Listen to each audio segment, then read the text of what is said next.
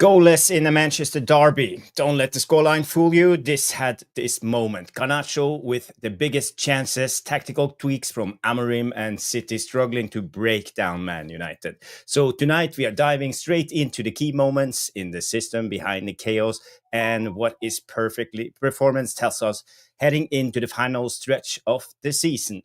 If you're ready for a real football talk, tactical breakdown, player roles, and what really went on behind the scenes, stick around and we will be back after the intro. So see you in a bit.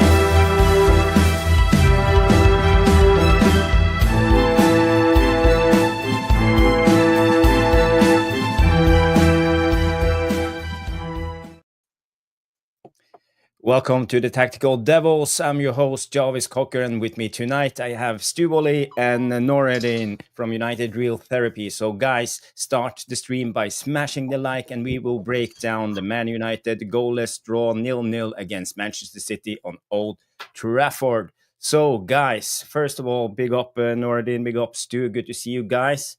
I think it was a nervous type of game. The quality wasn't there. Garnacho had his chances, and I think maybe we should have scored a goal. But again, we see we struggle with the clinicality. We don't have the proper attackers when it comes to get those goals. So for me, I think it was an okay game, but I felt that the goal wasn't coming. So I was more afraid at the end that City was going to score 0-1. So it was what it was. So who want to go first? Maybe Stu can have you say about your take on the game. Yeah, look, I thought two very poor teams. One of the worst derbies I've seen in a long, long time. And I've seen the derbies in the 70s and the 80s when they were bad.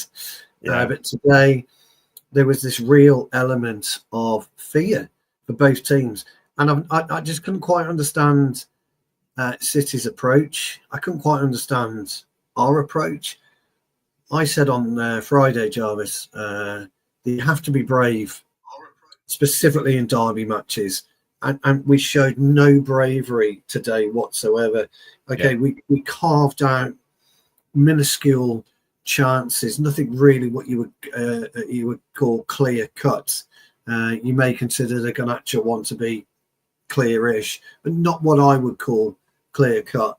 But our overall play and our mentality when it comes to A, playing in front of our home fans, and B, the biggest game on the calendar for us apart from Liverpool, the City derby right now. Yeah. You've got to show more balls as a group of players. And I mean, I text you 60 minutes in and I said to you, we're going to lose this 1-0. Because there's no way in a million years we're scoring a goal. It just wasn't happening. And when you look at the way that Amorim set us up, when you look at the Ugarte and Casemiro conundrum, which we've got right now, and it is a real conundrum, because Casemiro at the moment is outperforming Ugarte. I thought Casemiro was one of our better players today. I really did. And then you've got the inability of our strikers to actually understand what the 18-yard box represents. And that is, if you actually get in there, you may score a goal. I'm just putting that out there. You may just score a goal if you go into that box. But when we're out of possession, and please, guys, tell me, because I just couldn't get my head around this.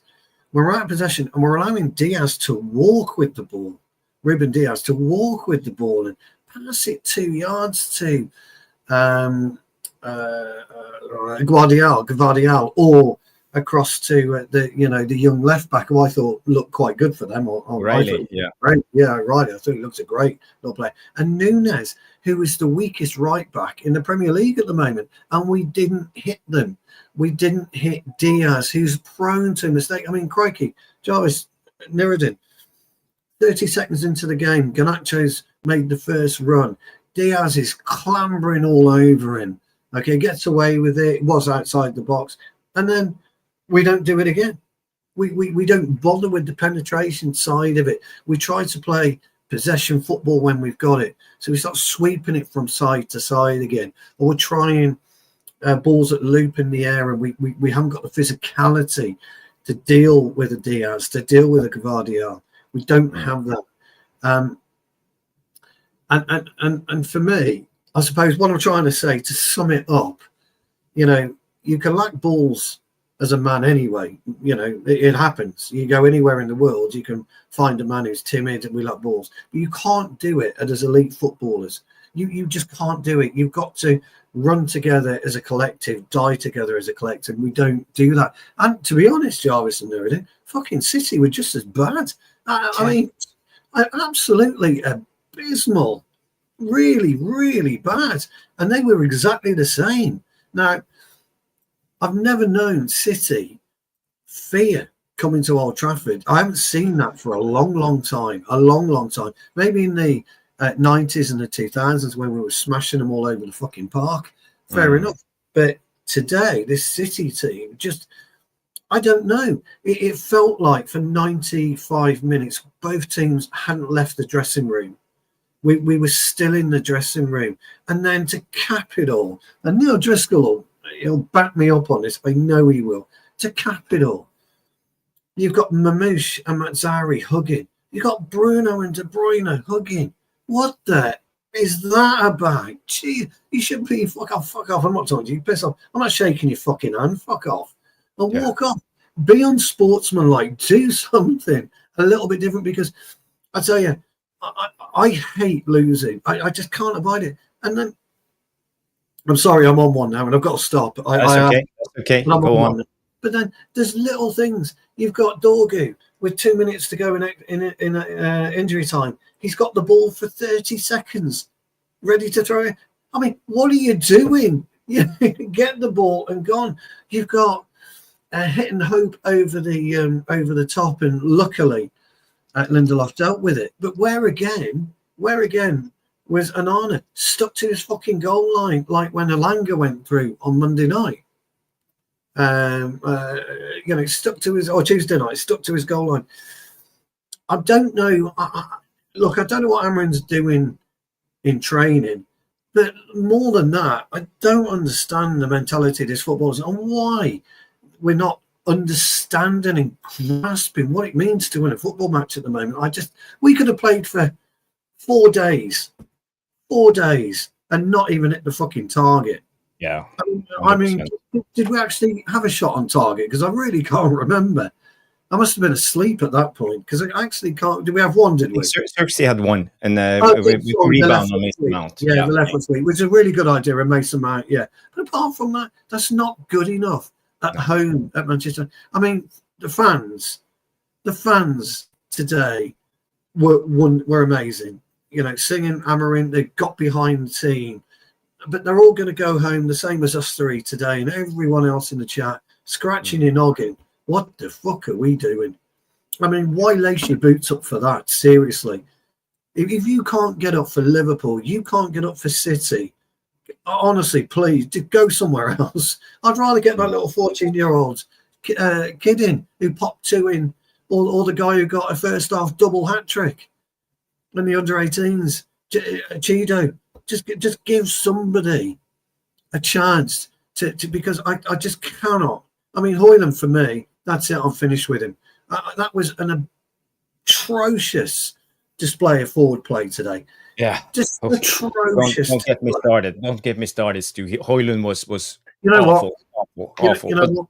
That's it. That's it. I'm going to let Nuruddin come in, because I can't do any more. I can't. Before we go to Nuruddin, I just want to say big up everyone. We are 147 people watching, 31 on YouTube. So if you're watching on X, jump over to YouTube, just search Tactical Devils on YouTube. You will find the channel. And I just want to say hi to all the legends tuning in. We have Danny B, Neil Driscoll, Johnny K, Satinder. We have Stephanie Griffith, the legend, coming in and say big up Jarvis, Stu, Noradun, plus the Devilish Tacticals. Big up to Stephanie.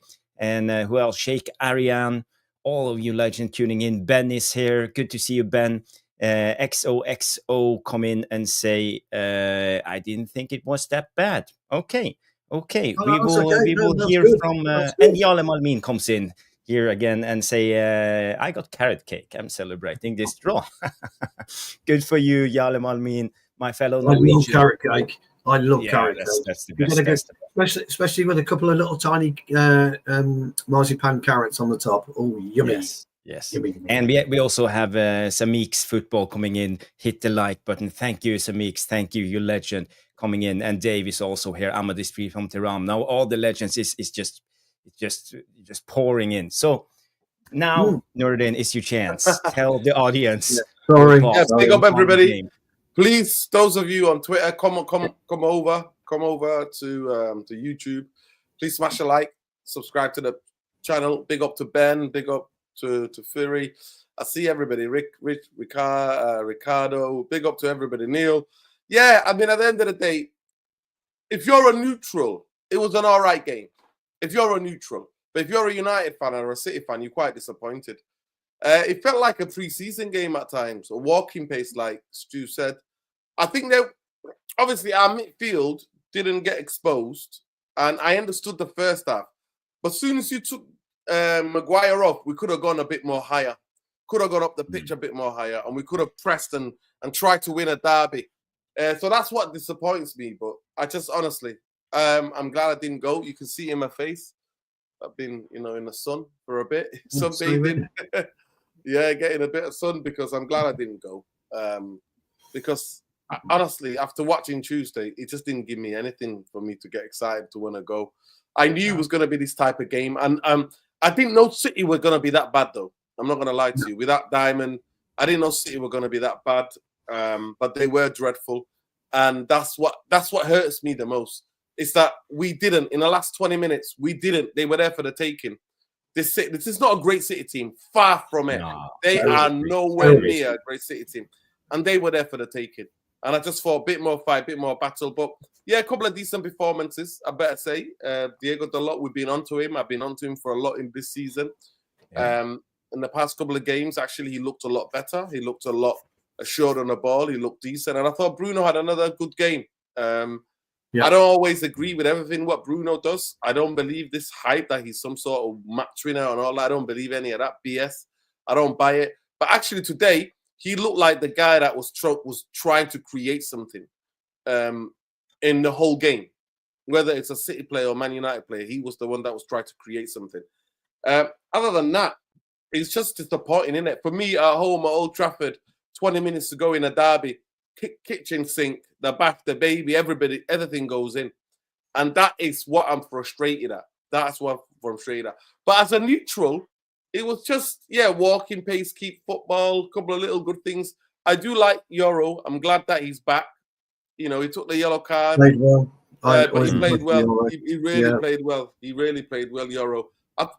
It's easier for Casemiro and Ogate and that to play. And actually, Bruno didn't play as a number 10 at times. I thought he played left, left forward, sometimes left or right. He didn't play as a quintessential number 10. But yeah, but Huff and Puff FC Højlund looked, he didn't. I mean, one thing you say about Xerxes, when he came on, he put himself about, he won a couple of challenges, he got the crowd going, he had a one shot. He did, what he could do. But at the end of the day, for me, it's just two poor teams lacking. But the big up to the fans, big up to those who stayed. Shame on those who didn't stay. But big up to the fans for singing, like I said, Stu. I thought they were man of the match. They were the best player on the pit in the stadium. Were the fans today, United fans. Do you know what was interesting as well, Nuruddin? There was no Mavericks on show whatsoever today. There's nothing in City. And there was nothing at United. Because everybody's scared to lose. Everybody's scared to lose and everybody's scared to make a mistake. If you ever go on a football pitch I remember when we started playing team football when I was a kid. They always said to me, "Don't ever worry about making a mistake, but can you do something to help the team win the game? You know, look at it the other way. You know, don't look at it half empty. Look at it half full." Yeah, that's how you look at it when you're on a football pitch. But it's just, some of our approach play was disappointing. Casemiro I thought performed really well. Diego Dalot, Yoro gets a shout from me. Maguire coming back. He did that. I didn't think Dogu had that much of a great game, but Dalot looked better on that right-hand side. I thought he did, didn't he? But then Garnacho for me, huffed and puff FC, but nothing, no end product whatsoever. Yeah, we stopped thinking, haven't we? When we got the ball, we stopped trying to think about what we're going to do with it. I call it dark alleys, and that makes it this season 12 games without Manchester United scoring a goal. That would be unheard of in that 90s, noughties. 12 games in the Premier League, Manchester United have not scored a goal. But the interesting thing is, like, when you look at both benches, I mean, it was great to see some youth on our bench again, wasn't it? You know, we had three good youth. But you look at City's bench. I mean, that was bordering on abysmal as well, wasn't it? You know, Doku, Grealish, you know, City's bench. This is what I was saying. There's no Mavericks anymore. You know, Balotelli, whether you liked him or not, he would have lit the blue touch paper today for City. He would have done something. You know, he would have generated something. Zlatan for us would have done something. Yeah, they ran to Cantona. Cantona would have took the game by the scruff of the neck. Well, that was the most exciting part of the game, wasn't it? In the UK, they panned to Cantona. Cantona was in the stadium. They panned to him. He would have took the game by the scruff of the neck. In the last 20 minutes, he would have. As a captain, I've been at Old Trafford where, you know what I mean? And it's like, come on. Like, you know, speaking mad French, swearing at everybody, getting everybody up. I've been there. I saw it with my own eyes. Yeah. Yeah, but that is what you do. Anana, you know, Mamouche's strike, by the way, was absolutely phenomenal strike, wasn't it? But I was quite surprised to see Anana kind of like push it back right into the middle of the goal again. But there was 3 offside, wasn't it? You know, Mamouche was doing. That's what he does. Yeah, he does. That's what he does. But we got lucky with the offside. We got lucky. The team already won the way out. We got lucky. Yeah. Yeah, but you know, at the end of the day, we didn't concede. You know, but you've got to do better, though, haven't you? You have to do better. You've got to do better at Old Trafford. But anyway, I want to read out this from Bad Time, and I think it's a good comment. You got to give us some credit for an extremely organized and solid setup. It was pretty. It wasn't pretty, but it was good based on to build from, and even just little things like just handling players' runs, and that one I agree with, and I think. Our wide centre backs, especially today, were really good because City were testing us. They were narrow when they were attacking. And for example, Phil Foden, he pushed up on Leny Yoro and then dragged down and tried to drag Leny Yoro with him time after time to expose that space. But I think positionally, for example, Leny Yoro did an extremely good job in an organized defense. So that's a good comment, Batham. I agree with that. And I also have some footage on that. So we will come and look into it. I see a lot of the legends coming in bath time. Alien Tenno is tuning in. Mr. Potus 5000. So, guys, if you haven't so far, smash the like. Over 205 people watching on X and YouTube. So we need all the support we can get on this channel. We're an up and coming big new channel, and Broderick coming in with big up. Everyone, so good to see you, Broderick. I'm glad you are in the house. So let's just go to the tactical board and go through the teams and talk a little bit about what we saw before we go to the live footage. So this was the teams we set up in a 3-4-3. No, yeah, 3-4-3 formation, 3-4-2-1. I don't know what kind of formation City set up in. I think this was how I could see it, how they played. Mamouche was a little bit higher up on their left. De Bruyne was a kind of a central striker 10, dropping down. Number 10. More of a number 10. Phil Foden was he started high up, but he always dropped down when they tried to build up. Those 3, to be fair, were quite high up sometimes, taking in turns to drop into the space, Yeah. But there was no movement from them, to be fair. There was no real movement. No, they were static. Yeah, they were static. They were. And I think they lost with Nunes always arrived late wide. So it was easy for Dorgo and Leny Yoro to defend this side against Foden because they could stay in a narrow shape. And Nunes arrived really late, and then it was almost too late because then we were too compact. And it was the same on the other side, Jarvis. Yeah. Same with for O'Reilly. They would give the ball to him, but where's he gonna go? Yeah. Well, we've got three players on that side. But I think Dalot also had O'Reilly's number, especially in the beginning of the game. I think he was the senior player, and he was there to show O'Reilly that he wasn't going to get any time on the ball. And as you said in the beginning, Nordin, I think Dalot had a good performance today. And you know, we always sit here and criticize Dalot, but today I think he was one of our better players, especially defensively. He was good against O'Reilly.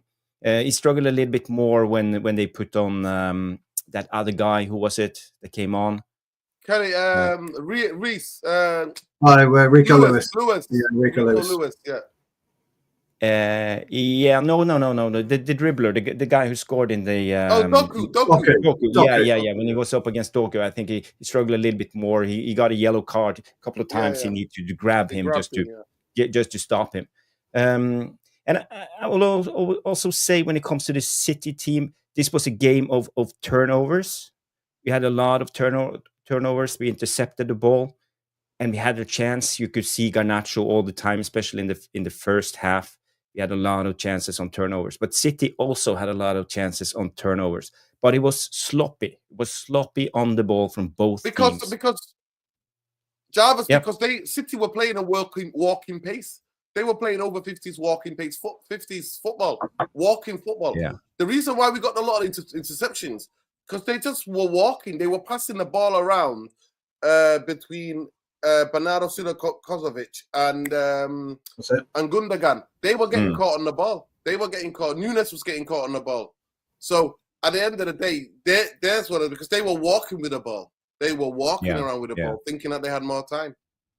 And again, Garnacho doesn't control the ball that first 5 minutes. I think that the game's a different game today. If that goal goes in, but he doesn't. He just runs. He's got no control of the ball. He goes across Diaz, but you don't have control of the ball. You know, you don't have. He didn't have control of the ball. Yeah. Roshmano said he just sent me some videos of the protest. Thank you, Roshmano. I only have this one that was broadcasted. So there were people in the sit down or sit in, people Stratford, after the game protesting. So big up to everybody protesting for the good cause. Glazers out. It was also when it was the game, I would say. First half, we had a lot of chances, but they were on the break. They were more counter-attacking. We were sitting back, and City had the possession. But we changed our press play, because in the first half, we were in a mid-block, low-block in press. We just let City have the ball and build up, and we fell into a 5-4-1 formation, really compact. And even the wing-backs were compact, because City didn't have any width going high. So we could defend easily. But in the second half, we changed our press play a little bit, and we pressed higher. We pressed in City's build-up, and especially I would say after 60 minutes, I think. And I think we dominated the last 30 minutes of the game, and we huffed and puffed, but we couldn't create any chances. That's because we were too wide. That's because we were too wide. You know, we always talk about, in this Amorim system, we always talk about the middle third being the most important area of football. And it's the most important area of football, because that's what gains you your yardage, gains you your chances, not by some kind of magic up top. That just happens in a game, and not by some magic at the back. That just happens in a game. Your middle third is your key areas for football. And we don't exploit, or we didn't exploit City in the middle third as much as we should have done, and that's because Garnacho was playing too wide. He wasn't playing tucked in. If he tucked in where he should have been, and Bruno also was kind of flirting between playing that wide and tucking in. If he tucked in and you pushed on, dare I say it, Højlund, and you upset and you rocked the Diaz-Gvardiol boat, it creates its own space. You don't create the space. That creates its own space by virtue of rocking the Diaz and Gvardiol boat. When you don't do that and you stand off them, then you're just blocking the area. You're just strangling the area where we need to do our best work. So we are trying to go out wide. And I agree with both of you guys. I think Dalot, in terms of his crossing ability today, was a lot more dangerous than Dorgu. Dorgu's in the final third, his ball control let him down big time today. And I hadn't seen that from him this season since he's been with us. I think he's been an excellent operator. Today, he didn't get that right. And then secondly, he's running into Garnacho, kind of, because they're operating in the same kind of area. When Garnacho, we needed him inside. That also then strangles Bruno as well, because Bruno likes to, move in and around and try and create. So for me, one of the biggest problems was, as I said to you right at the beginning, if you don't press Diaz, you don't press Gvardiol, because we all know on this channel, everyone in the chat knows there's a mistake in Diaz particularly. He has got a mistake in him all the time. And if you don't cause them trouble, if you don't get into their face and you don't make them hurry your pass, you're never going to win the ball back. So when you allow them to jog out, and we're playing mainly around the halfway line with Bruno, with Højlund, and with Garnacho, it's easy then to spread the ball out wider. And it's easier then to get Foden in. I mean, I didn't think Foden was much cop today. I thought he was poor. I thought Mamouche was okay. But again, Mamouche was supposed to be their focal point 9 today. But he crisscrossed quite nicely today. So at least he gave Maguire a problem. He gave Mazzari a problem. And he gave Yoro a problem. He gave each one of them individually an issue because he was chasing and chasing and chasing. Højlund doesn't do that. So if you don't start and push Diaz back, you're going to squash the space that we need Bruno to operate. And that's exactly what's happened today. Unfortunately, it's that key area. Now, I do agree with you, Jarvis, from 70 minutes or whenever he came on, he did try and press. Would we change the press? All the team were higher up the pitch. We actually pressed their build up. In particular, the first half, the press, because that's why I try to look for little kind of tangible improvement in the way. But the first half, they played through our press like it was nothing. It was absolutely toothless because too many players running headless chicken. Both Bruno and Højlund are headless chickens when it comes to the press. They run in straight lines. They don't run. They don't count. They don't go in between the players and crouch and angle it and try to. They don't do that. But as a United fan, I found it dull. I found it disappointing. But City were also toothless. I'm not going to lie to you. I've had a couple of text messages already on my phone from City fans, and I was texting with some City fans, and they were like, "What a pile of shit is this? What's happening? Where's this great Pep Guardiola? Where's this? Putting balls in across the box? Where's this? Where's that?" And it didn't really happen. And Dogu, to me, the past 2 games, he's not been up to it. To be fair, he's getting it from Garnacho as well, because Garnacho does exactly the same, just running into dark alleys. He put in one good ball, and to be fair, Diaz slipped, and you know what? He managed to get his hand out of the way. But that was the only ball that I thought he did really quite well there, didn't he? Yeah, he did really quite well there. He's putting a ball here, but in terms of the chances, in terms of chances, even today, I just saw too many people shooting like some ridiculous places. I agree. Just shooting instead of like one more pass. You know what I mean? Just ridiculously. I'm just like. But I think it comes down to confidence, Noradin, because we struggle scoring goals. So I think we're just trying to force it, and that's why we take too many shots from difficult places.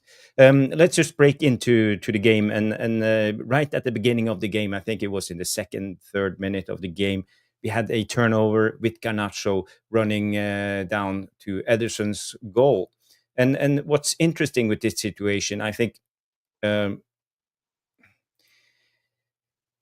Was he over the line? Should it be a penalty or not? How did you guys see it? No, it started outside the box. It started, but the last He foul gave was, it on the first touch. They Yeah, said it you on the always UK do it on the TV, first John. touch. I don't know in Norway, Yeah. but they said the touch started outside of the box. There, it started there. Yeah. There, and then obviously the momentum takes you to carry it. But there, just a little bit more back, just a little bit more back, a little bit more back, just a little bit. There, a little bit more, just there. This is where he comes across him. And there, a better player would have passed for somebody just to shoot there. If you just release the ball there, just past it. we can look at it in a more of a close-up. Yeah. It's a He different. He already collided with him. It's a difficult angle to see, but I think you see here his left foot. I think that's the impact point, and you see the line of the 18-yard box. So if it's on the line or it's a penalty. If it's on the line, it's a penalty. That's what they usually say.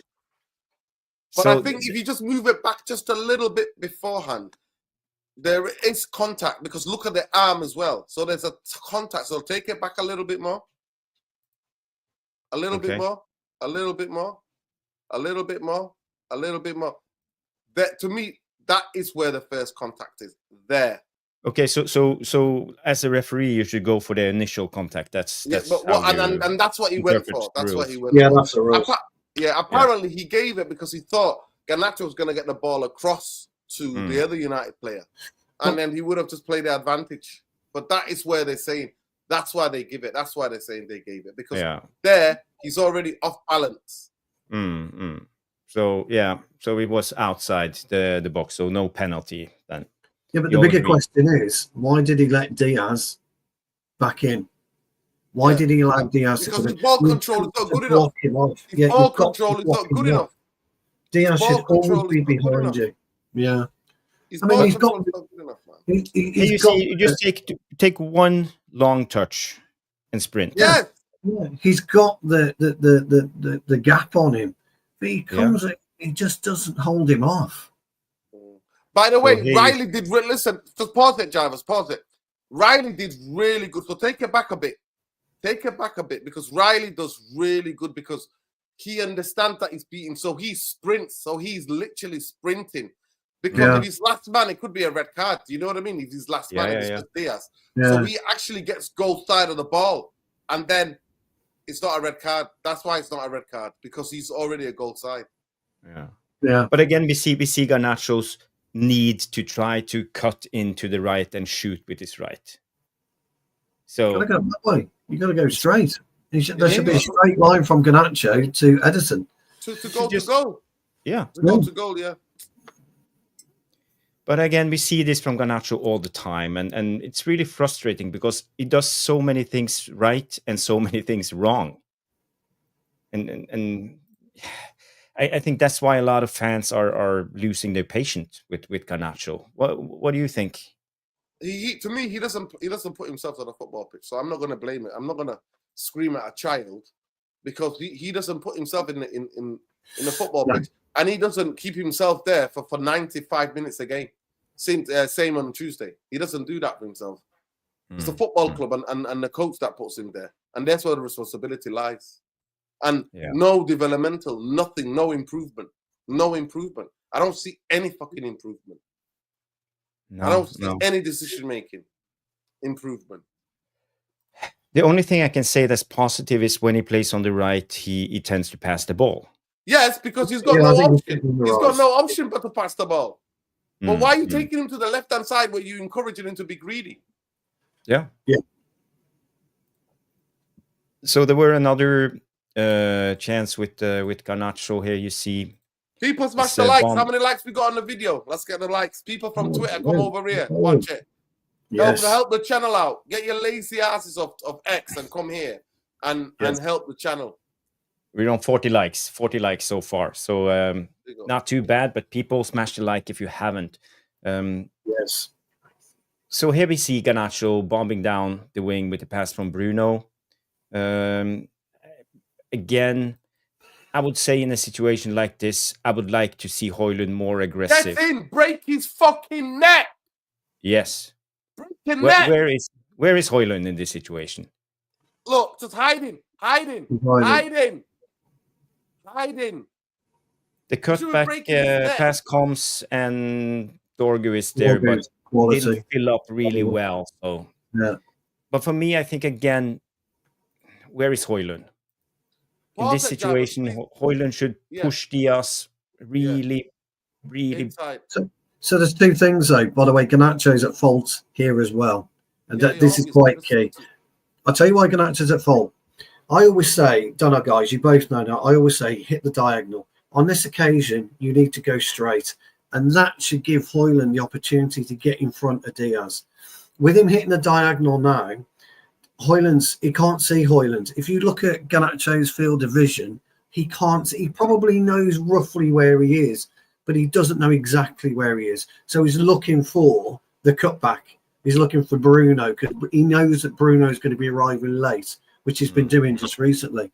If Garnacho goes straight, i.e. the line of trajectory of the actual 18-yard box, it gives Højlund much more time to stop his run, allow Diaz to carry on, and then to pick him out. That's where Garnacho's got to start looking and start thinking about what he wants to do. Now, look, I get it, and everybody's right. It's very, very simple for us up here to look at it when it's slow motion, and we can turn around and we can say. But at that particular point in time, because Højlund's not making himself visible, Garnacho can't necessarily see him. So he's looking for the cutback for Bruno. Misses the cutback completely. Yeah, but he's not really there, you know. No, that's right. Because he wasn't. Bruno would not be expecting it. He'd be expecting the cross over to Garnacho. If Xerxes was playing, he would be there. Yeah. Yeah. Can you take it? Can you take it back, please, Travis? Can you take it back? I just want to say something. We've all played football. I've seen a lot of the people in the chat have played football. Has there ever been sometimes where the run forces you to pass the ball? Have you ever seen somebody make the run and then it forces you because the way you make the run aggressive? Now, as a striker, Rasmus, he's got Diaz where he wants him. He can see Diaz's number. Diaz doesn't know where he is. Exactly. Diaz doesn't know. So the two things, please, Jarvis, if you could, with your arrow, he can go on the outside or he can come in the inside of Diaz. But he doesn't do either. Yes, Garnacho has to be good over the ball. But so what Stuart said is true. But you've got to make yourself visible. You have to make yourself visible because you've got the number. That's what they call it. You've got the defender's number. You have, look, Diaz now is out of the game in that because he can either go outside or he can go inside and run to the near post and for the tapping or for the finish, whatever he wants to do. And he doesn't do that. He does not do that. I think there was another opportunity where Diego Dalot should have passed it. And that bit there, I agreed with Rasmus because Rasmus made the run and Dalot cut it back instead of doing that. So, but for me, in football, there were times when I was on the ball and somebody's run because of the way they were aggressive, how they got in there, I had to play that ball. I had to play that ball quickly. You had to get the ball. And that's what you got to do. Yeah, that picture there, by the way, speaks 1,000 words because look at the space in and around. If you put a box in there, Jarvis, in front of Garnacho, then I can't. I have some technical problems with the sketch. No, don't worry. But yeah, in that area there. But when he actually passes the ball, because he's cutting across, he's putting himself into trouble. Watch the conversion of the two players. Yeah, but you see, you have two players there. It would be impossible for him to pass in front of goal. The cutback is the only option because So if he goes straight, he gives himself the angle to do it. But anyway. Jarvis, in that moment there, that ball should have been played. No other touch. Bam, played it straight away. But he didn't. That's what I'm saying to you. He's looking, but if Rasmus makes the run either inside or on the outside, he forces Garnacho to play that ball. Yeah. 255 people watching, so that's good. People get over to YouTube. 219 on X, so that's a good thing. But again, this is nothing new. I think I feel like Stu and I have been sitting here talking about Garnacho's crosses and decision making, and Højlund's runs and decision making into the box again and again and again and again. So I think it's a pattern. It's a pattern when it comes to our club, and no wonder we struggle scoring goals, because we see this over and over again. So my question to you guys is, why do you think Ruben Amorim can't teach them to do it right? But you shouldn't have to take this. You shouldn't have to teach a professional footballer anything. But he's a coach. He's a football coach. Yeah, I know. But but if you haven't got the brains, Jarvis, as a footballer, to have a look and understand, I would imagine that most of these, most of the devilish tacticos, yourself, Jarvis, Nuruddin, you go home, you watch the game back. If you cannot identify your own inadequacies as a player, it means you don't think you've got inadequacies. It means you think you're better than what you are. So you kind of have this steel wall in front of you that won't allow you. It's a shield. It won't allow you to accept criticism. It's impossible for a footballer to not understand the deficiencies in his own game. It's impossible. Yeah. Ryan Giggs will tell you his deficiencies were his right peg. Nuruddin will tell you that. You didn't need to be an expert to do that. But he didn't work on his right foot. He never worked on his right foot. But again, I agree with everything you're saying, Stu, and it's so blatant obvious that they should know this. They should have some self-accountability when it comes to the game, and study themselves and try to improve. So Nuruddin. Sorry, Nuruddin. All I was going to say is tomorrow morning, right? And they go in, they have the warm down, etc. The big screen's up, and then or Amorim gets Højlund into his office and says, "Where do you think you should have been?" What the fuck is all that about? It's not where do you think you should have been. Why weren't you there? Not where do you think you should be. Why weren't you there? You should have been there. And you're right, Jarvis. He should have been wrestling Diaz out the way, cutting across him, moving his arm to stop Diaz coming. It's not a foul. You're just manoeuvring a player out the way. Mamouche did it a couple of times, didn't he? Sorry, no. Yeah, so the big thing is this. I understand what you're saying, Stu. You shouldn't be at this high level. But what should be happening, Jarvis, Stu, and everybody watching, is that in fucking training, other than with these fancy warm-downs and the warm-ups, bullshit, and this rondos, what should be happening is trying to create a real match scenarios in bloody training. So get into that position, repeat it. Even if the coaches are not doing it, I'm getting a couple of the under 18s or the under 21s saying, come on, guys. And you know what? As the striker wrestles, I'm going to say, Garnacho, listen, we've got to work together. You might not like me. I don't care if you don't like me. I don't care if you don't about, but we've got to work together because we've got to go out there and actually win for this football club. So we go. So that ball gets played, Jarvis, right? You remember the policies where Van Nistelrooy, Beckham knew, yes, Beckham had quality, but that was practice. Do you think that came just like that? No, it's repetitive. Where I'm either going to go near post, I'm either going to go after. Just wait for me, watch me, the eye contact. So that position there with Garnacho and Rasmus, if I'm doing that, the only training I'm doing in effing till Thursday is doing that. I'm doing that. I'm just doing it on repeat. We're doing that. And I'm doing it on the other side with Dogu. We're doing that. On Dogu, you don't need a coach. You don't need to have 5-6 touches on the ball. Get it. Right, your feet, get it crossed. Yeah. One touch to get out of your feet, the other one to whip it. Because the thing about left-footed players, they've got a different kind of whip that you get with the right foot. That's why goals, left foot goals, left-footed striker, when they whip things, it looks spectacular because of the way that you can accelerate through them. The same in tennis. The left-handers, they accelerate. It just looks better the way things are whipped. So for me, that is what I'm working on. I'm not working on actually, but I'm working on in-game scenarios, what we've just seen in the game. How are you going to make the decision? And I'm doing it for the next 2 hours. We're going again and again and again till we get it right. And then when they don't do it, That's when I will lose my. No, look, I agree with that, because it's not rocket science either, Nuruddin, what you're saying. It's just basic. And I don't understand why an elite footballer can't work that out. I just don't get it. I just don't get it. No.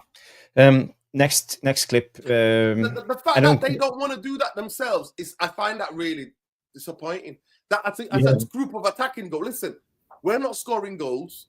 We need to get better at this. How can we do it? We just do it. We're getting even more defenders. You can create all sorts of scenarios. You can create 4 attackers, Jarvis, against 8 or 9 defenders. You can recreate that in training. How do we maneuver? How can we get the balls in? And specifically, what areas can we hit? When you do this, when you angle your body this, I know to put the ball there. When you angle your body like that, I know how to put the ball there. It happens in sport. All basketball is about movement. It's about relationships. Yeah. It's about repetitive timing, rhythm. Yeah, it's lot of things. repetitive. And more of it is tedious, repetitive. Majority, you know what's hated in football? The worst thing I used to hate in training was how to mark corners. That was the worst thing. Oh my God. I'd say, you know what? Man for man, we'll get 2 quick guys out of the box. That's what we used to do, Stu. We used to have 2 of the quickest players, and we go right. And then we knew they had to sometimes then take 3 or 4 of their players back with them. So at the end of the day, it's like, you know what? If you lose the header with your man, that's on you. It's not on the team. It's on exactly you. Right. Yeah, exactly right. We run that. We run that similar scenario. We like bigger, stronger players against us to, try and outmaneuver, outwit them, try and get ahead, above them, try and outmuscle them, that type of thing. But wow. Anyone would think we were talking about, brain surgery. Really? Crazy. I have a quick clip. We can just run through it really quickly. It's kind of similar. It's about movement in front of the box and a striker. So we don't have to go through it all again. But there's a cross from Dalot coming in, and you see in front of goal we have Garnacho trying to head the ball, but I don't know. We couldn't anticipate the curve of the ball, and it fell to his feet while he was bending down to trying to head it. So again, he's probably got a sight issue with Agate. I kind of agree with Gary Neville in a commentary. Agate's put him off big time. Yeah. Look, it's a bit poor, by the way, but he has. If you look at the way that he wasn't set for that at all. But if did he shout Agate to leave it? I don't know. I think Agate just missed the header. He was unlucky, really, Agate, to be fair, because Agate scores there. And I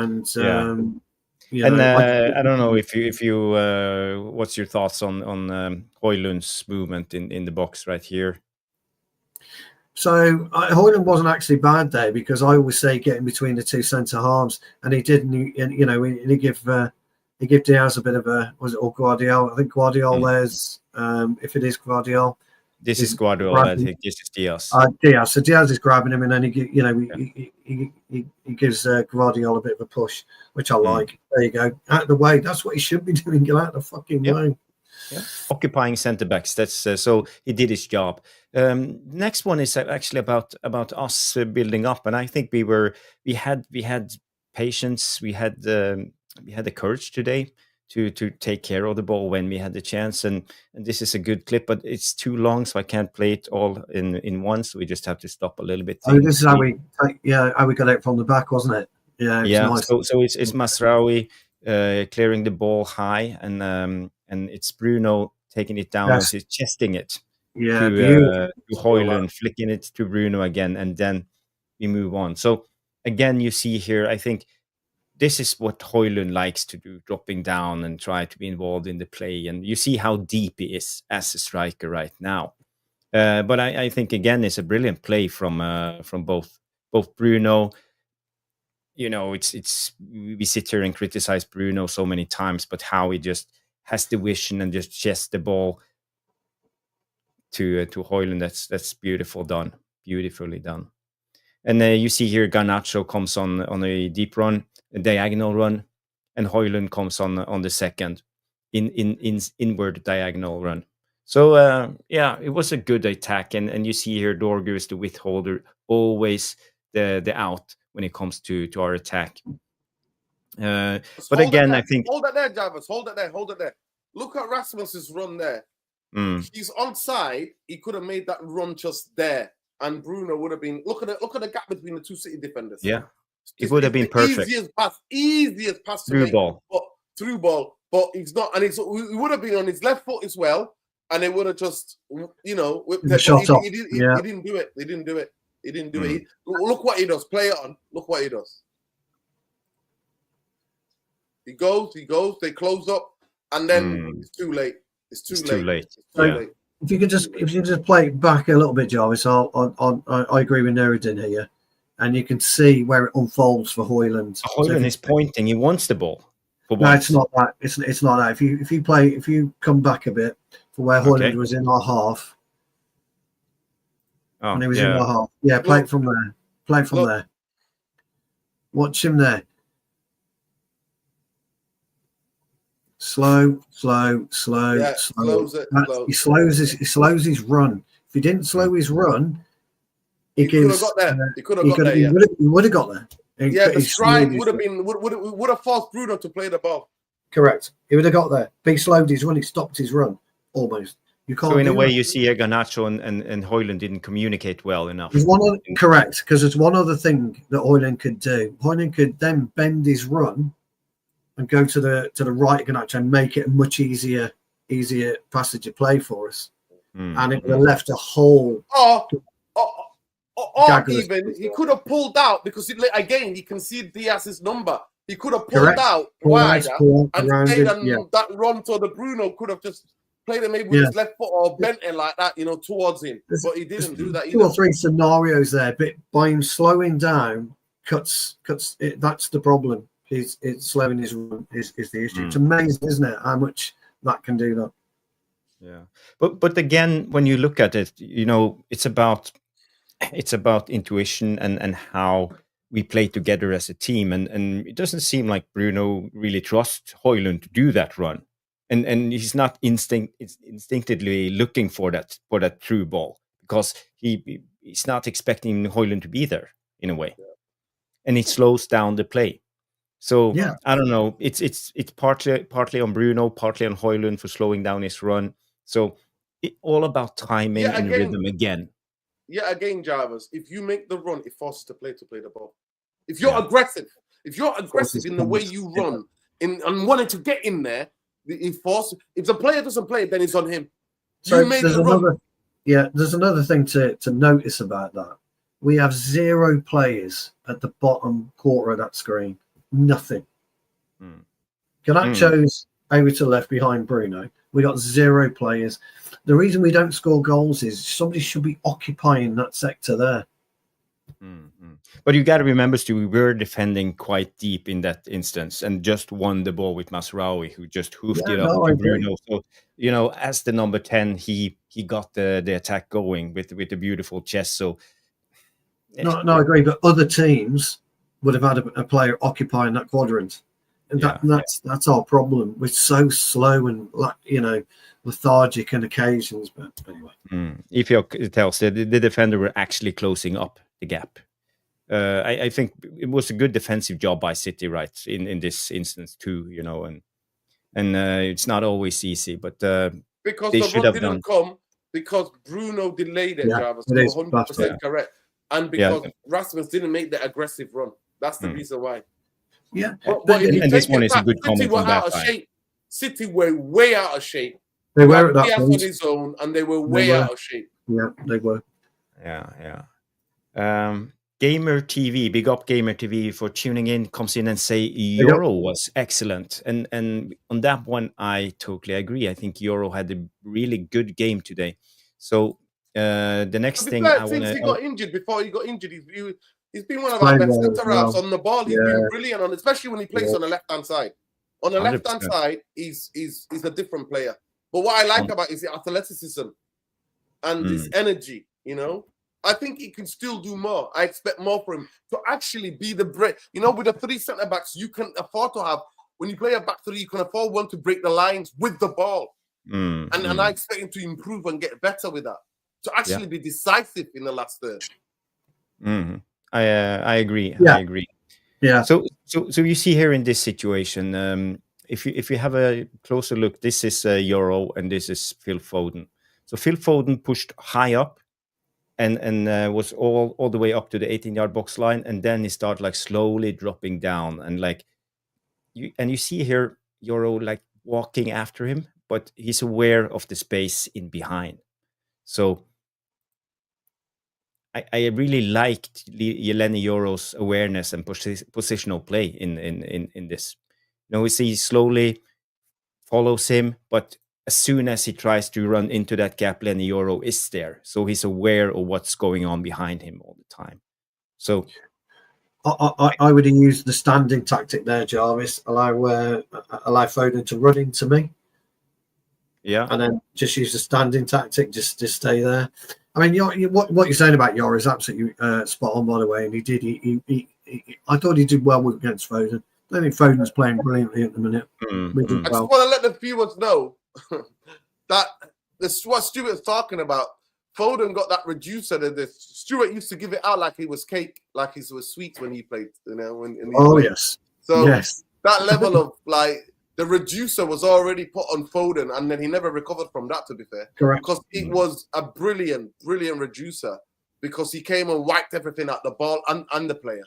And that was Casemiro. That was one of the best tackles I've seen in a Manchester United make in recent games, because he was a brilliant. It's one of those where you can do a bit of damage to the player. Legally. Take the ball, and it's not a foul. Yeah, legally. Yeah, totally agree. The good old Richie's. But my point with this too is about his position awareness as a wide centre back, and I think it's really difficult to play a wide centre back because you're not quite a fullback, you're not a centre back, you are in between, and that's the role. And people don't think betwixt and between. It's a specialist role.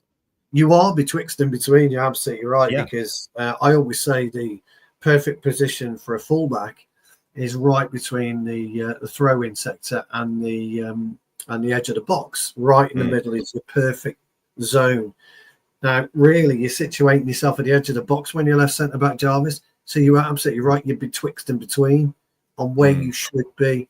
But his turn was quite nice. He understood and he read the play very, very quickly. Did Yoro there? If you watch it, watch when is it Silver or I can't really tell from here. He read the play. Nunes, sorry, it's Nunes, wasn't it? He was expecting Nunes to sweep it through, wasn't he, first time? Yep. So his awareness there was great. And I like that about Yoro. I think Yoro's a But if you see at the end of the clip here, you see Phil Foden throws out his arms. He wanted that ball. Yoro don't care. Look at him. Yoro don't give a fuck. Whatever, Foden. So again, big up to Leny Yoro. I think he's growing into this wide centre-back role. And as Noradin said, playing on the left, so important for him. I would like to point out in that as well, if you right at the very beginning, Jarvis, our structure was wonderful. Look at Maguire. So Maguire would have covered if Yoro missed it. Yeah. Mazzara's covering Mamouche. Nice structure for us there. I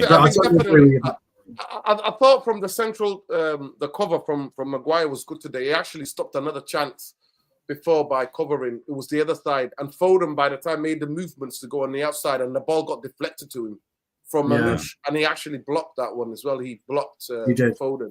So, Masraoui got caught on the shoulder. Foden ran up because the way the ball ricocheted. It was the ball ricocheted. Yes. So, But when to they be coming fair, in listen, guys, can I say something about this?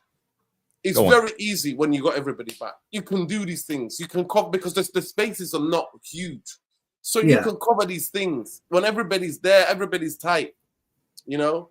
And I'm like, can we fucking see football where individuals can do that and take responsibility and do that and actually can play when not wide open spaces, so that when we win the ball and break it, give it to midfield, we can actually go and attack and have numbers in attack, other than having one or two and then we don't have any shape to our attack. But the glaring issue with that picture is our number 9. Yeah, where he He is. shouldn't be in that picture. He shouldn't be in there. To be fair, I'm not going to blame Stu. I think that's a tactic. Well, I think that was a tactic. It was tactic. No, I agree. But I'd like to see him 5 yards, 10 yards further up the pitch. You know, but anyway. Everybody should be 5-10 yards. But that's what I'm saying. When you play Maguire and Casemiro, you have to reduce the spaces. Yes, you do. Yeah. Your yardage is important. Absolutely. Yeah. I see a lot of people in the chat agrees, and you say Ricardo Diaz comes in and say important the pressure to prevent Foden from receiving and turning 100%. That's what I was trying to say. And some people are bigging up Slabby Maguire. Genghis Khan Jr. comes in and say, yeah, he did okay. And Bathheim talks about the beautiful body shape of Maguire and Masraoui in this instance. So there was a lot of things going on defensively when we were structured and organized, and I like what I saw defensively. So people can say part the bus, but it wasn't part the bus because we had the aggression sometimes, and we had a lot of interceptions winning the ball. I think we are nowhere near, like, for example, Nottingham Forest in a situation like this. I mean, we had 40% of possession in the game, so we did. Yeah. I mean, we did push up the last 20 minutes, half an hour, but we didn't risk it enough for my liking. No, I'm with you on that one. Yeah. Next one, talking about centre backs, Leny Yoro. This is what I like. This is run, John. He just received the ball from Lindelof here. You see Kevin De Bruyne putting on pressure, and he turns in and just runs with the ball. This is what I would like to see more of. It's so beautiful, and the way I talked about it. When you receive the ball, you just go inside again. This is what Amorim would like to see. Let's not talk about anything else apart from that, Jarvis. Let's just talk about Yoro there. Don't talk about anything else. I know what's going on in this situation. I know. Don't talk about anything else. But Yoro there, I agree. His thought process was to manoeuvre the ball and get us up the pitch. That's what I liked about that particular piece of play. It opened up for him. De Bruyne, who I didn't realise was on the pitch today properly. He's got his head in Saudi Arabia, hasn't he? Wonderful things were there. Yeah, pause there, Jarvis. Look, he took De Bruyne out, Silva out, two midfielders out, Kovacic and Gundogan. And almost like 4 players out of the game. Mamouche as well. Is that Mamouche or the other? It's Kovacic, isn't it, in the orange boots? Yeah. He took there a better player would wait. Garnacho, as soon as he sees that, would be already making that run right in behind, because you can see the number of Diaz or whoever, the Nunes. You can see Nunes. Really interesting. And that run would have been there already, and all it would be a flick communication. Boom. Yeah. And Garnacho could be in and behind. Yeah, it's a really interesting spot, that Nuruddin, because Garnacho's actually in a brilliant position. Perfect. Can see right across the line. City is slightly off balance with the two players slightly out of kilter. If we got that right, which we didn't, we don't want to talk about why, Jarvis. We can just show it. Go on. You can take this. You can take this. And he got his ball wrong, didn't he? He got it wrong. And it's because the way he took the ball, wasn't it? He kind of lost his balance. He beat himself. He ripped himself. That's what he does. He's ripping himself there. Yeah. But look at the Leny Yoro. His willingness to just continue. But that's what I'm saying to you. If you lay the ball off to him there, Garnacho would have been, but he ignores him. It's an easier ball. It's an easier ball, isn't it? Yeah. But again, Garnacho, he's poised, isn't he? Garnacho, he's ready. Even when the ball, watch Garnacho. He's finally learning about the line. Ball's out nicely to receive, and then he's got that diagonal run, hasn't he? Yeah. He takes the ball. He's got that diagonal run, but Højlund fucks it up. Yeah.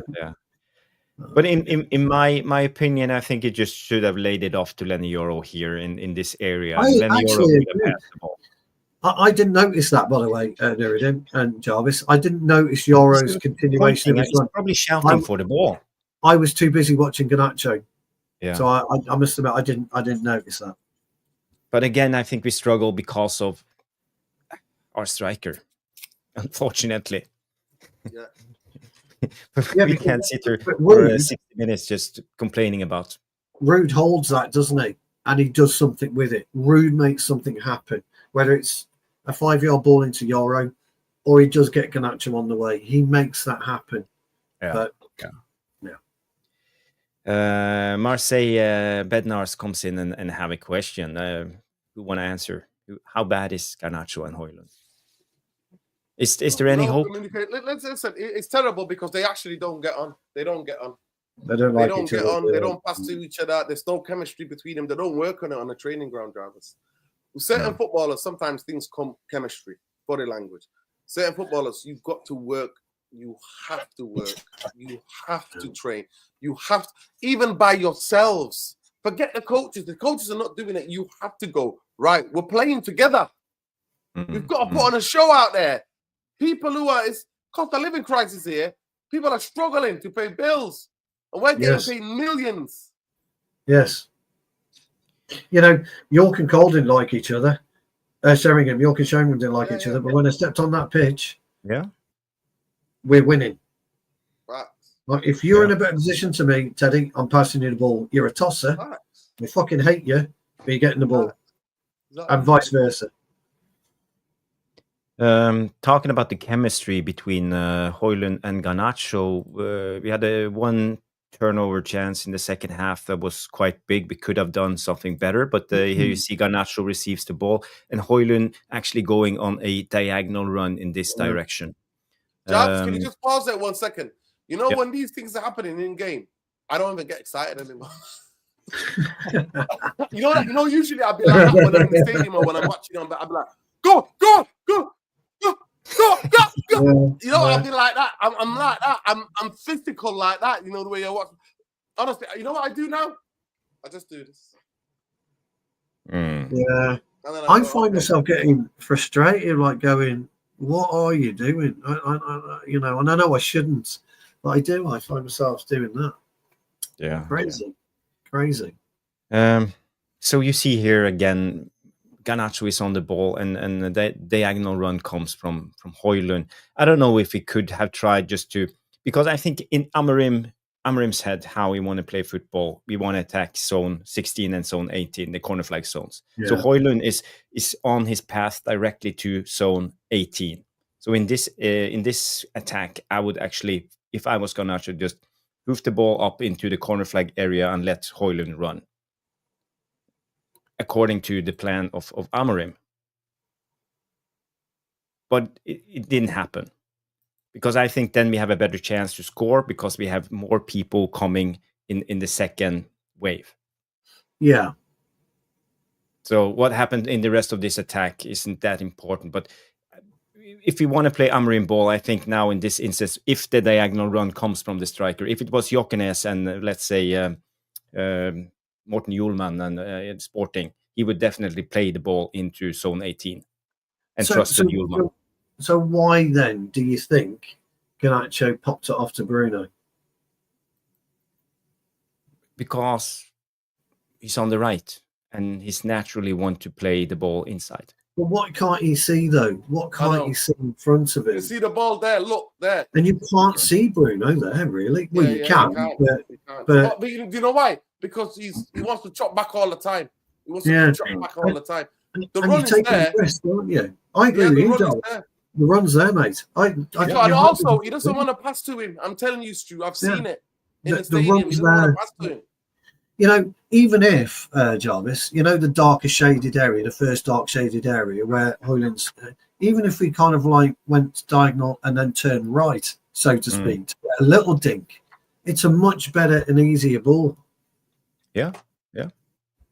I'm not going to lie to you guys.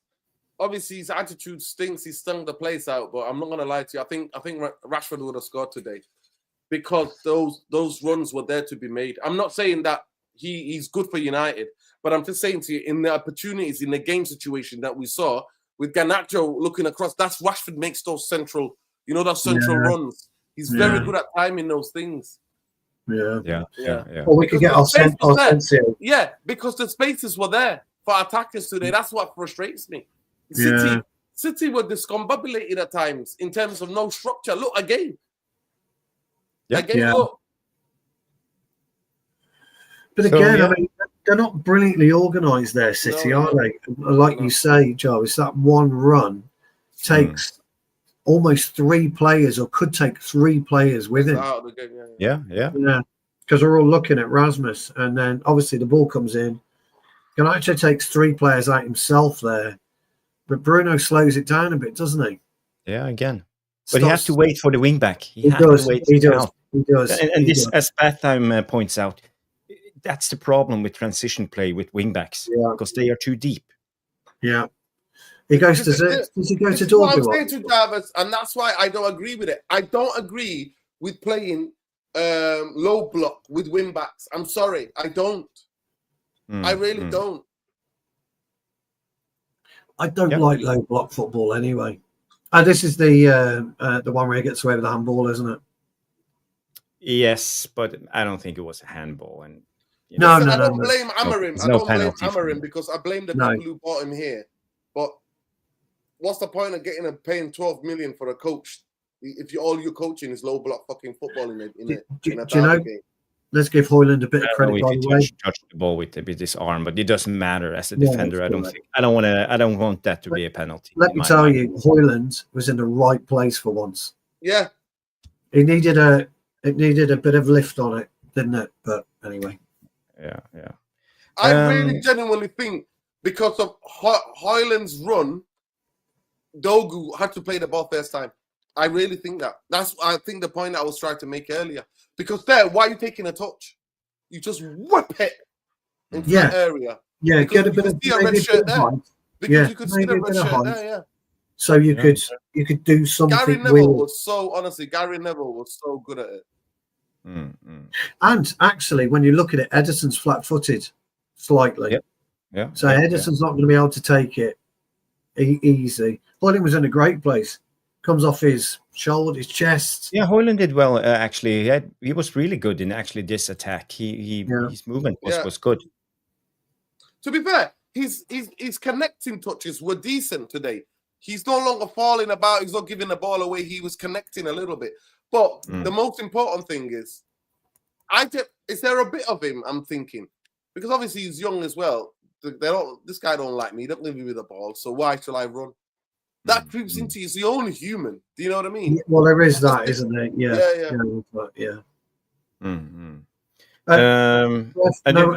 No on goals this weekend, Trev. We lost a very, very tight match 2-1. Really good game. Really enjoyed it. But no on goal.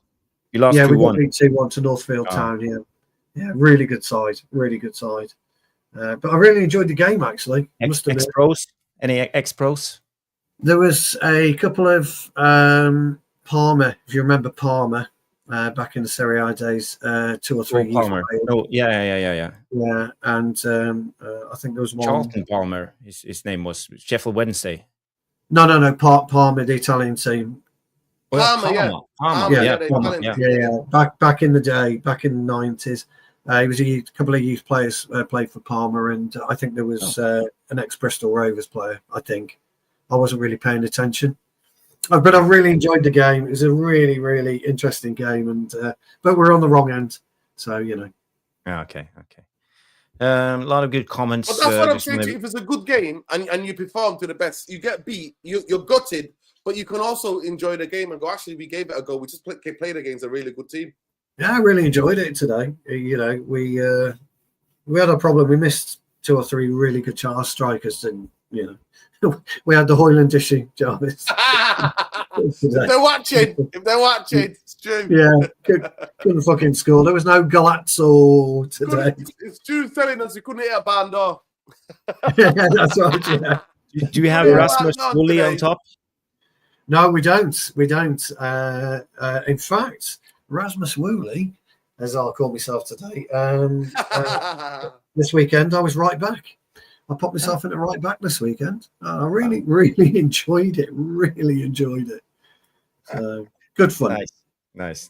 Good to hear. I bet your winger. Do you play 4-3-3? What do you play? Do you play 4-4-2? No, we play Yeah, well, we were a bit worried about them, to be honest. So we showed them probably a bit too much respect. So we went with the 4-5-1, and we shouldn't have done that. Really, we should have been a bit more fluid, really, and just gone with a 4-4-2 because they play with two natural wingers. Well, whoever played in front of you got a coaching today. Oh, I don't fucking know who it was. guy called Gideon. Yeah, he got a fucking coaching. Oi, I'm not running for that. You fucking do it. That's what it was. Come on, and you know what? I'm telling you now, Gideon, where are you? Yeah. Where are you? Where are you? Come on, Right, come on. left, come on. Right, back right, in. left, Yeah. right. Yeah. Push on, Oh, push on, constantly. push on, push on, push on. Constantly. Gideon, fucking chase that. I'm too old. Push No, on, it was Gideon, good. push on. Really, honestly, really enjoyed it. Great game. But, you know, you can't win them all, can you? So. Yeah. I played Sunday League when I was 15. I remember I played with two. We played like 4-4-2, and I played with this really old like midfield player. He fucking coached me throughout the whole game. Sunday League. Honestly. God love that. Fucking He absolutely coached me through the game. I'll never forget. It was like, right, distances before the game. He went, listen, you cannot be more than 10 yards ahead of me. Or 7 exactly yards right. when they've got the ball. Exactly right. You cannot be. You cannot be. Where are you? Where are you? That's the question. Where are you? Where are you? And I was just like, right, positionally, I'm there. It's like, you're not scanning. You're not checking. You think we've got the ball. We could lose it any time there. We could lose it. You got to anticipate. You've got to anticipate.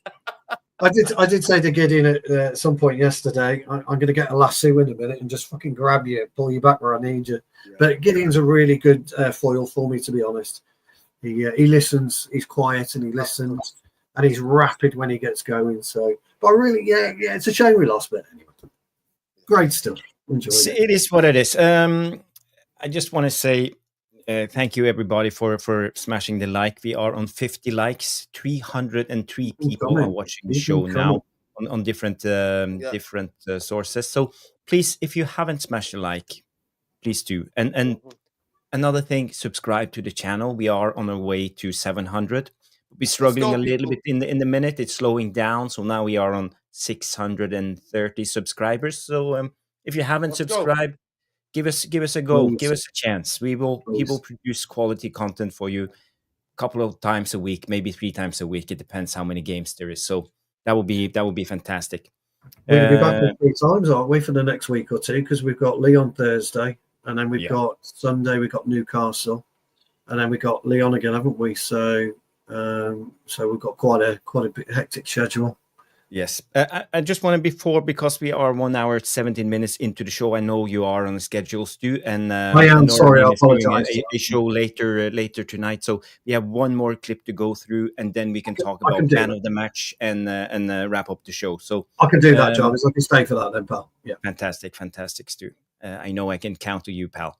It's been a great show. I've loved it. Nuruddin, you've been ace tonight, pal, as always. Nuruddin is always ace. When you come on with and Bombay comes on, it's great to talk real football. You know what I mean? Jarvis, he's all right. You know, Jarvis was actually computer generated, guys. I don't know if you knew that. We call Jarvis AI. Okay, next clip. It's I would say the only shot we had on goal. It's the one with cross from Dorgu and the shot from Xerxes. When Xerxes came on, he was lively. So let's just have a look at this chance. Hand. Look at his hand, Jarvis. Again, the hand is there. Here. Yeah. If you take it back, Jarvis, look, we always talk about his position of his hands. And if you take it back, you see him, he's gesturing. You can tell how he's doing with his run-up. He's not trying to get across. I think he should have. He should have got across, you know what I mean? But what he does, he likes to intelligence, hold it back. And actually, for Bologna, he scored a lot of goals from that area. He did. He's hugely clever. He's hugely clever, I agree. Watch him stop there. Yeah. And Diaz is kind of still in movement, and that's what gives him the space.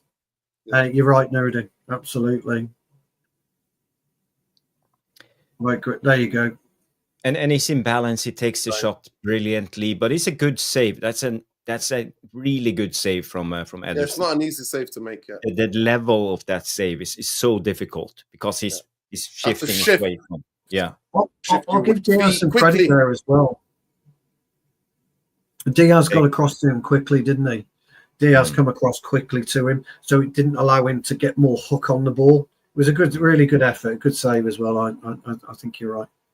Yeah. And you have the Mason Mount rebound. It also could have ended in something, but Rico Lewis blocked that shot. So I think that was our only big chance in this game. Really big chance. And then that's the end of the clips, guys. Trev's rinsing Nuruddin here. What's all that about, Trev? You can't rinse Nuruddin like that. It's a compliment, definitely not an insult. With Trevor, you don't know. You never know with Trevor. Never know. Yeah. You can't insult our guests like that. Come on. He's all good. He's great, isn't he, Trev? He's funny. He's great. He's so great. funny. Yeah. Man of the match. People in the chat, Devilish Tacticos, guys, give me your man of the match. You want to go first? Yeah, I think it was Bruno, but it was not the kind of a game that screamed out man of the match. Sky gave it to in the UK, gave it to Bruno, but it didn't scream out somebody to be man of the match game, because to me you have to do something. You have to either assist or score a goal. You know what I mean? Or defensively, you've got to make 5-6 blocks clear off the goal line. Do you know what I mean? That kind of thing. Yeah. What about Casemiro?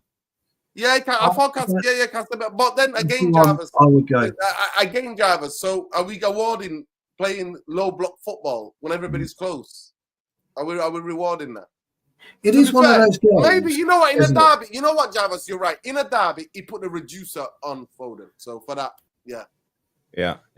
So we give it to Casemiro. I was going to give it Casemiro as well. I think he's the one for me.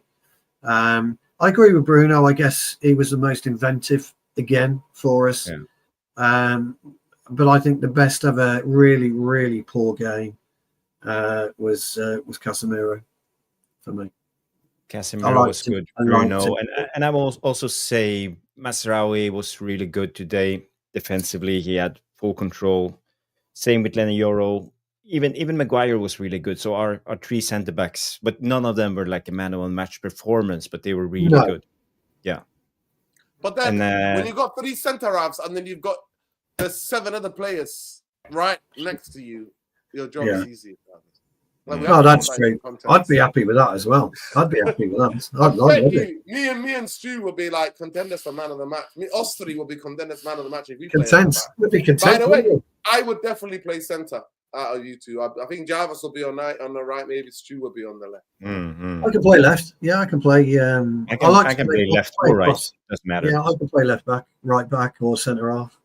I wasn't good at those. I've got stamina, but I like being central. So always, because as a central midfield player, you always have to have that, that kind of that visual kind of thing. If I'm by myself in one corner, I don't know what I would do. That's why Rodri's so good, because Rodri just operates in that circle, doesn't he? He very rarely veers out of the circle. And when he's in that circle, he can pick up everything, he can see everything, he can communicate, he can direct. That's why he's so good. Yeah. Neil didn't like Casemiro. Neil didn't like. I was watching a different game. Neil didn't like Casemiro. I think he fought a lot. I don't know. I haven't seen the stats how many tackles he won, but let's have a look.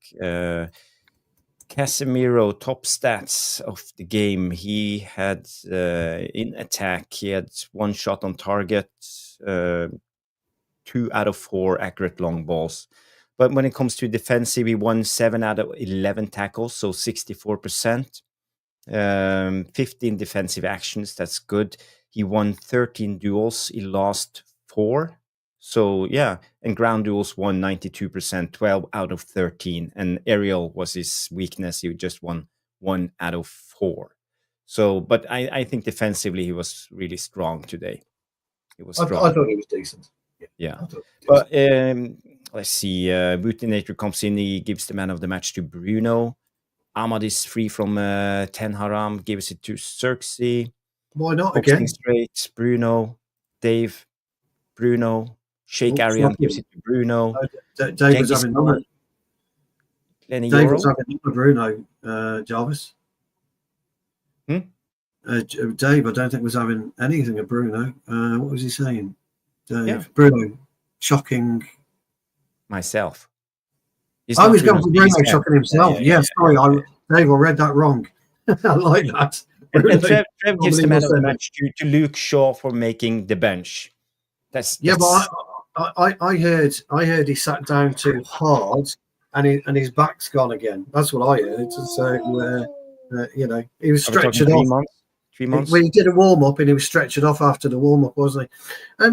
Mount looked like he was getting a bit stronger, didn't he? Yeah. He actually showed Garnacho how to do it. There was a bit of a breakaway on when they won the ball in the corner towards in that corner section between the corner flag and in that corner in the second half, and they could have broke away with Silva, and he was showing Garnacho, this is how you do it, mate. You grab the guy, you take the yellow. Yeah, that's right. No, he did. Yeah. You do the professional foul. Yeah, you stop. Trev's in rinsing me. Typical. Trev. Yeah.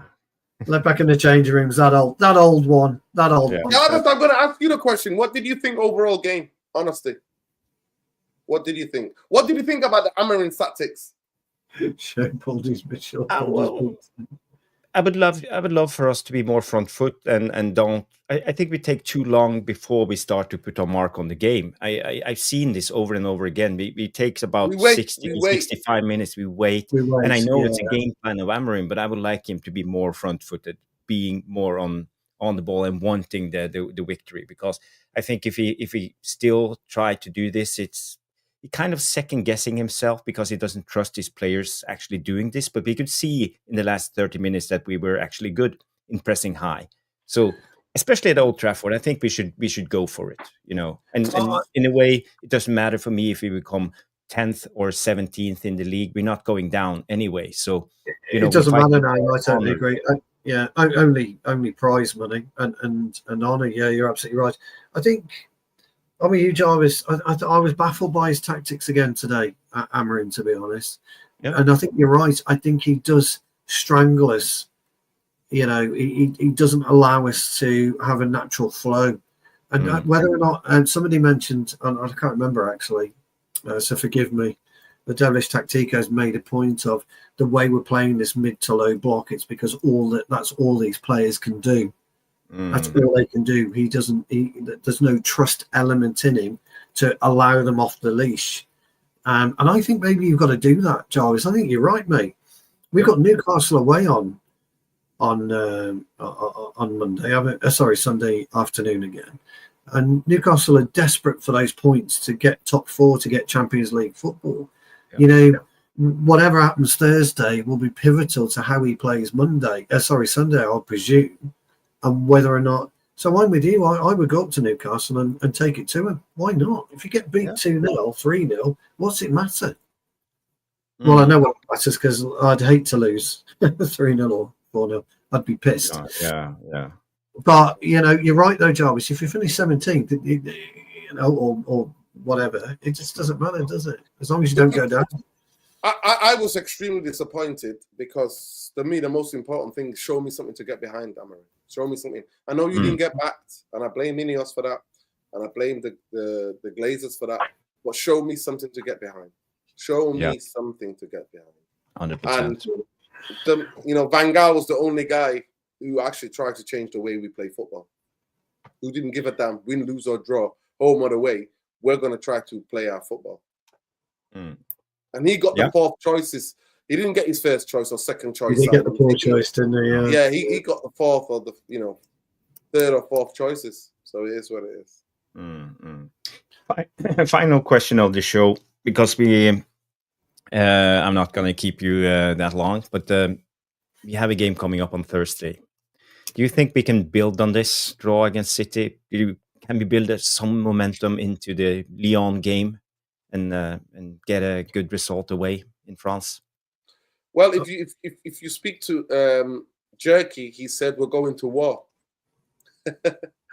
Lyon are fired up, and this is the second time a Lyon player has said. Another Lyon defender came out a couple of weeks ago when the draw was made. We're not going there to make up the Mundus. We're gonna know where we're going there to win. So Yeah. at the end of the day, a lot of the fighting talk is coming from them. Let's see what happens. But for me, in a knockout game, it's very dangerous to try to play these tactics. You've got to go and grasp the game. You've got to take it. You've got to earn it.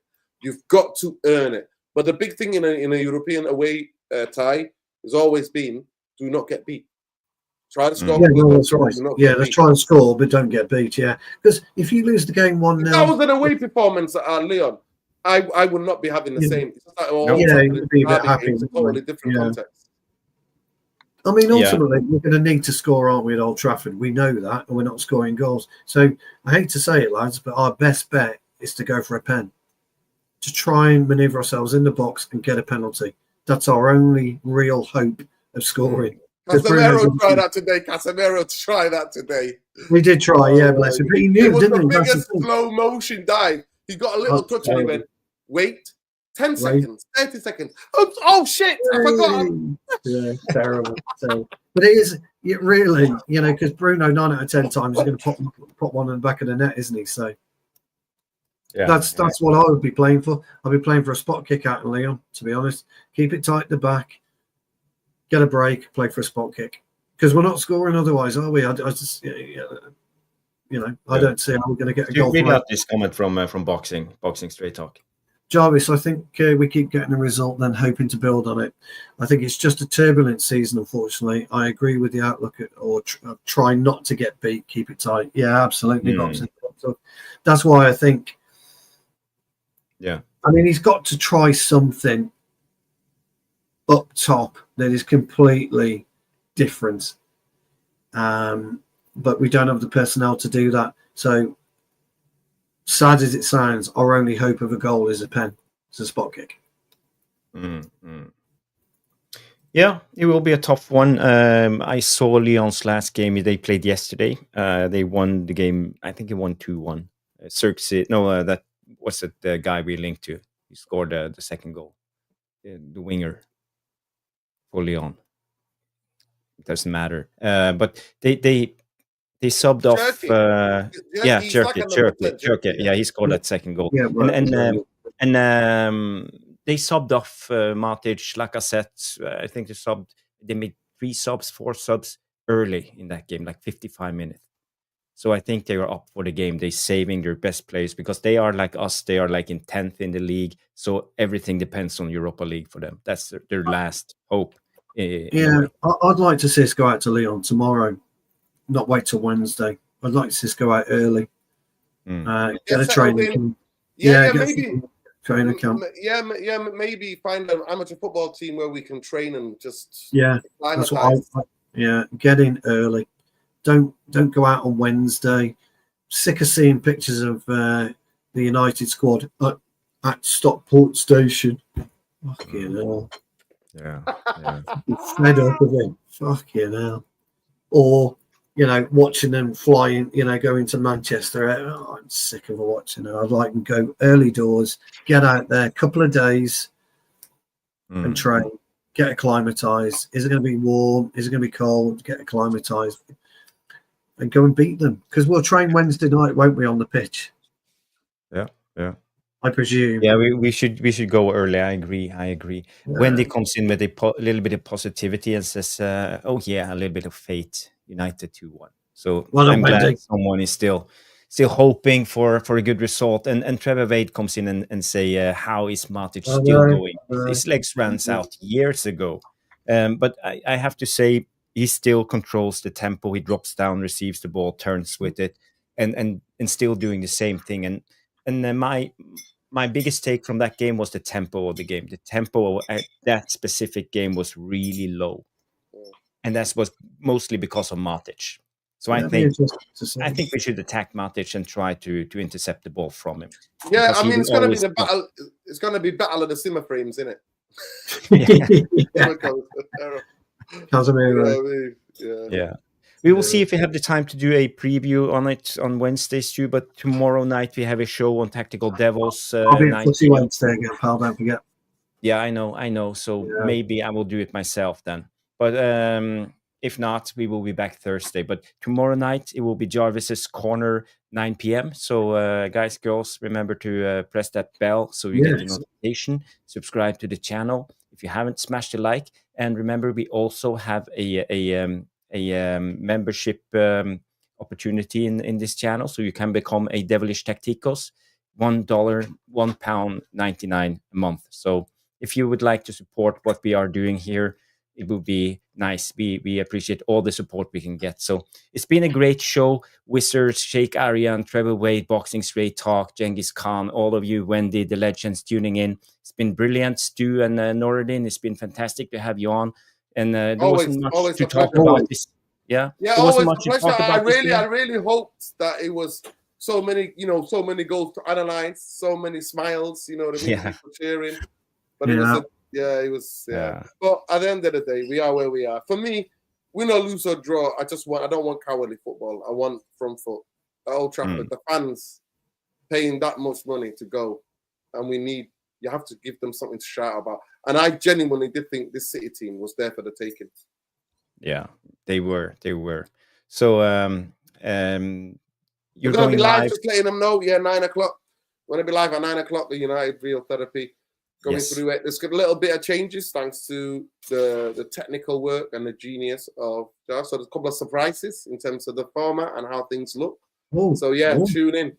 Tune in. Yes, I will be there, and probably Bombaye, Sean, and the rest of the guys. So guys. If you want to see more Jarvis, Nuruddin, and football talk, tune in United Real Therapy, 9 p.m. UK. So thank you, everybody. It's been a great show. And guys, do me one more favor.